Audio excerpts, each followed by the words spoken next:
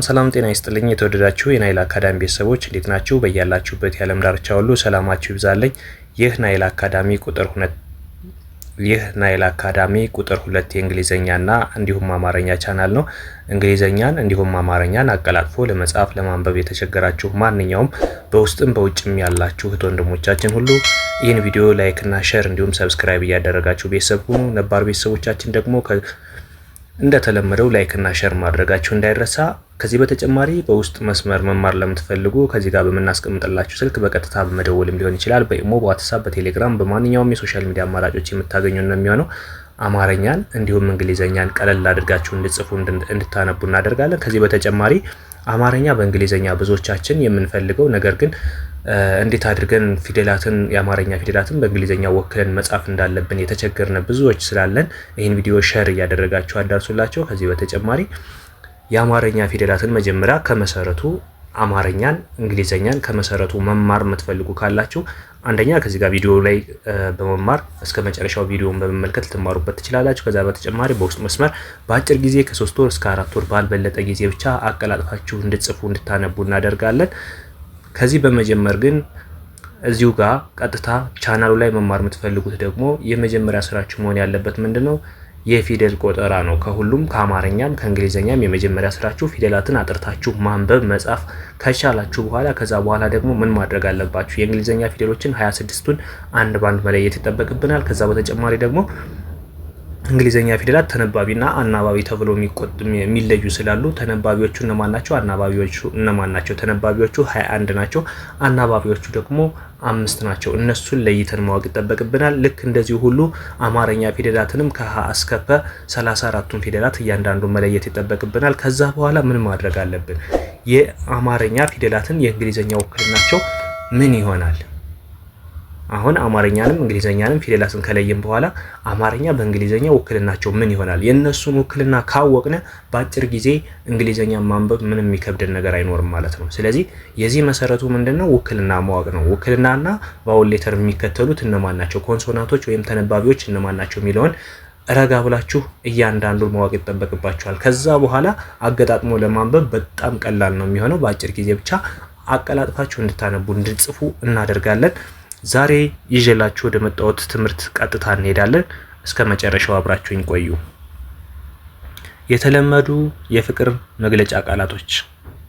የተለመዱ የፍቅር መግለጫ ቃላቶች ይላል። ከዚህ ጋር እንደምታዩት የአማርኛ ፊደል አለ እንዳለ በሙሉ የተዘረዘሩት አማርኛ ናቸው። እዚህ ጋር ደግሞ የእንግሊዘኛ ፊደልን ተጠቅመን ነገር ግን የምናስተላልፈው መልእክት ምንድነው? አማርኛ ነው። ይሄኛውን ራሱን ነው ደግመን እዚህ ጋር የምንናገረው። የኔ ቆንጆ ይላል በአማርኛ፣ ከዚህም የኔ ቆንጆ ይላል ማለት ነው። ስለዚህ እንዴት ነው ይሄኛውን የአማርኛውን በእንግሊዘኛ ፊደል ወክለን ቀጥተኛ ትርጉሙን ልናገኘው የምንችለው የሚለውን ደግሞ ከዚህ ጋር ረጋ ብለን የምናይ ነው የሚሆነው። ከዚህ ጋር እንደምታዩት የኔ ቆንጆ ይላል።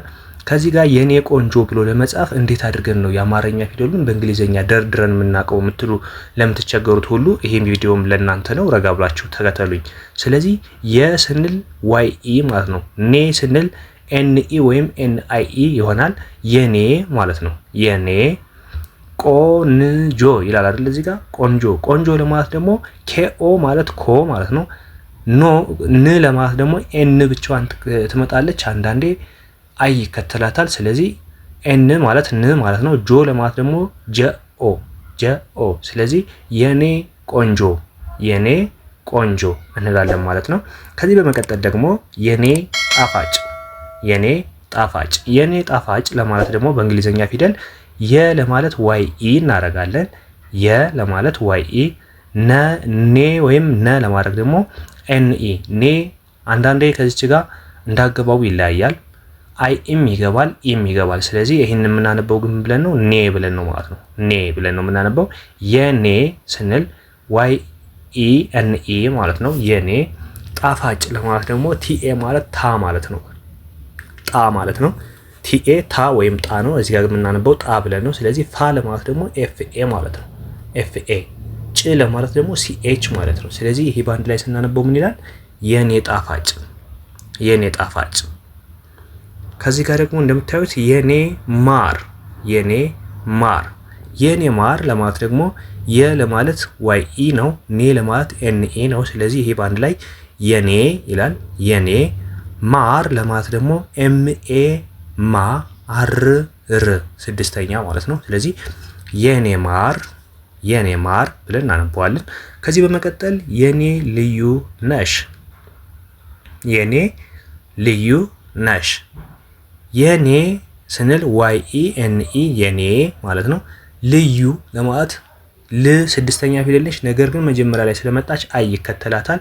ኤል አይ ል ዋይ ዩ ልዩ። ከዛ ነሽ ለማለት ደግሞ ኤን ኢ ኤስ ኤች ነ ለማለት ኤን ኢ ነው። ሽ ለማለት ደግሞ ኤስ ኤች። ስለዚህ ነሽ ይላል ማለት ነው። በአንድ ላይ ስናነበው ምን ይላል? የኔ ልዩ ነሽ። የኔ ልዩ ነሽ። ከዛ እዚህ ጋር ደግሞ ስወድሽ ይላል አይደለ? ስወድሽ ለማለት ደግሞ ኤስ አይ ስ ማለት ነው። ወ ማለት ደግሞ ደብሊው ኢ ማለት ነው። ድ ለማለት ዲ አይ ማለት ነው። ኤስ ኤች ማለት ሽ ማለት ነው። በአጠቃላይ ስናነበው ምን ይላል? ስወድሽ። ከዛ ብርታቴ ነሽ ለማለት ቢአይ ብ ማለት ነው። አር ማለት ር ማለት ነው። ታ ለማለት ቲኤ ማለት ነው።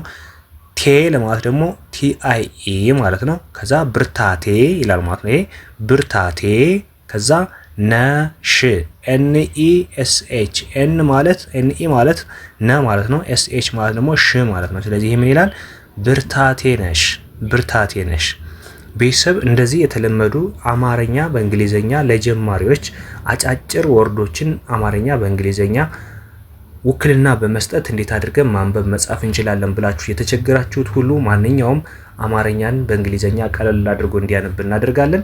ከዚህ በተጨማሪ ደግሞ ማንኛውም እንዲሰራላችሁ የምትፈልጉት ቪዲዮ ካለ ኮሜንት ላይ አስቀምጡልን። በውስጥ መስመር መማር ለምትፈልጉ ደግሞ ከዚህ ጋር በማስቀምጥላችሁ ስልክ በቀጥታ መደወልም ሊሆን ይችላል። በኢሞ፣ በዋትስአፕ፣ በቴሌግራም በማንኛውም የሶሻል ሚዲያ አማራጮች የምታገኙ ነው የሚሆነው። አማርኛን እንዲሁም እንግሊዘኛን ቀለል አድርገን እያስተማርና ነው የምንገኘው። በአጭር ጊዜ ብቻ ከ3 ወር እስከ 4 ወር ባልበለጠ ጊዜ ብቻ አማርኛን እንዲሁም እንግሊዘኛን ከመሰረቱ ትክክለኛ ለውጥ ይዛችሁ እንድታነቡና እንድጽፉ እናደርጋለን። አብራችሁኝ ስለነበራችሁ ከልብ እያመሰገንኩ በሌላ ክላስ እስከምንገናኝ ደግሞ እናንተ የዘውትር ድጋፋችሁ ላይክና ሼር እያደረጋችሁ ለሁሉም አዳርሱልኝ። ማንበብ መጻፍ ለተቸገሩት እንደናንተ ምናልባት ከኛ መሃል ተምሮ ተለውጦ ብዙ ደረጃ ላይ እየደረሰ ሊኖር ይችላል። እናንተ ደግሞ ማንበብና መጻፍ የተቸገሩ እንዳሉ ታሳቢ አድርጋችሁ ይህን ቪዲዮ ለእህት ወንድሞቻችሁ፣ ጓደኞቻችሁ ሼር እያደረጋችሁ አዳርሱልኝ እያልኩኝ ከወዲሁ አሳስባለሁ። አብራችሁኝ ስለነበራችሁ ከልብ አመሰግናለሁ። በሌላ ክላስ እስከምንገናኝ መልካም ጊዜ ይሁንላችሁ።